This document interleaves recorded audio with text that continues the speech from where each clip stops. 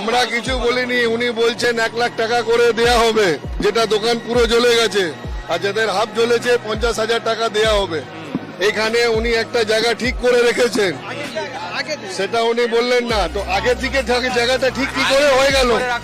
আপনারা প্রশ্ন করলেন, আমি বলিনি, আমি তো পিছনে ছিলাম। উনি বলছেন একটা জায়গা আমরা ঠিক করে রেখেছি। উনি ওই বললো যে আমরা জায়গা ঠিক করে রেখেছি, ওখানে আপনাদেরকে শিফট করে দেবো, আর যার পুরো দোকান পড়ে গেছে এবার এখানে। আপনারা কি বললেন?